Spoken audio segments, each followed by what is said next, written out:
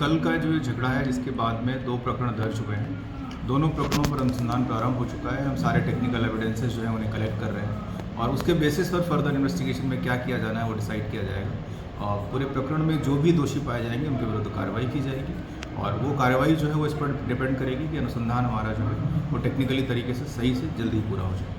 Sir देखिए, अभी तो मैं इन सारी चीज़ों के बारे में नहीं बता पाऊँगा क्योंकि अभी हमारी जो पहली हमारी कोशिश है वो ये है कि एक तो लॉ एंड ऑर्डर की कोई सिचुएशन नहीं खड़ी हो, दूसरा जो प्रकरण हमारे पास अभी दर्ज हुए हैं उनका शीघ्र अनुसंधान और उनमें जो कार्रवाई बनती है वो की जाए। इन दोनों का क्या बैकग्राउंड है, क्या हिस्ट्री है, इनके पीछे पहले कभी कोई मुकदमे दर्ज हैं या नहीं है, उन चीज़ों का पता लगाया जा करके उन्हें भी शामिल पत्रावली किया जाएगा और उसको हम तभी बता पाएंगे। दोनों पक्षों के द्वारा जो प्रकरण दिए गए थे एज इट इज़ दर्ज किए गए हैं। आपको भी ध्यान है कि जो BNS है वो लागू है, उसमें जो परिवादी प्रकरण देता है उसे ही दर्ज किया जाता है, तो वो एज इट इज़ वो प्रकरण दर्ज किया गया है। उसका डिटेल अगर आप चाहें तो वो आपको उपलब्ध कराया जा सकता है। सर, फायरिंग का अगर जिक्र किया गया, फायरिंग की बात है, बिल्कुल हमें वहाँ पर खाली खोखा भी मिला है। फायरिंग हुई है या नहीं हुई है, किस वेपन से हुई है, ये अनुसंधान के बाद ज़्यादा स्पष्ट तरीके से हम बता पाएंगे। फिलहाल ये ज़रूर है कि मौके पर खाली केस मिला है, इस बात की संभावना है कि फायरिंग हुई है, पर मैं ये स्पष्ट करना चाहता हूँ कि किसी भी व्यक्ति को फायरिंग से कोई इंजरी नहीं है, इसीलिए हमें फायरिंग को इस्टेब्लिश करने के लिए थोड़ा समय चाहिए।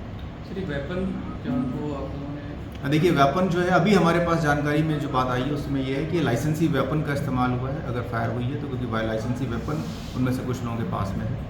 वेपन कौन सा यूज़ हुआ है, फायर किस तरीके से हुआ है, कहाँ हुआ है, ये सारी बातें अनुसंधान का विषय है, इसलिए उस पर अभी मैं टिप्पणी नहीं कर पाऊँगा।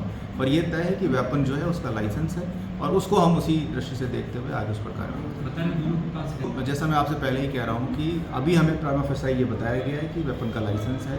लाइसेंस के दस्तावेज आने के बाद उस लाइसेंस के बेसिस पर ये चीज़ें पता की जाएंगी कि लाइसेंस किस बेसिस पर लिया गया है और उस लाइसेंस की अवधि कहीं निकल तो नहीं गई है, लाइसेंस समय के अंदर है या नहीं है, इन सब चीज़ों को हम देखेंगे। बाकी जो आप बात कह रहे हैं वो भी क्योंकि अनुसंधान से ही तय हो सकता है, उस पर हम तभी टिप्पणी करेंगे। प्रिवेंटिव एक्शन निश्चित रूप से इस पूरे प्रकरण में हमारे पास में कुछ वीडियोस पहले ही हमारे पास में आए हुए हैं। इसके अलावा आसपास की जो सभी CCTV फुटेज है वो निकाली जा रही हैं। उसके बेसिस पर बहुत, जैसे मैं पहले आपसे कह रहा हूँ कि सभी तकनीकी तथ्यों को सामने रखा जाएगा।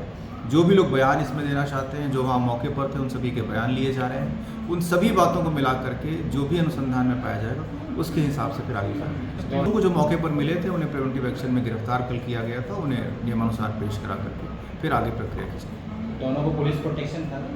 हाँ, दोनों के पास में पुलिस प्रोटेक्शन था। हम जो व्यक्ति पुलिस के उनके साथ में थे उनके भी बयान ले रहे हैं क्योंकि वो उनके साथ में होने चाहिए, जैसा कि हमारी जानकारी में है कि साथ में ही थे, तो उनके बयान भी लिए जाएंगे।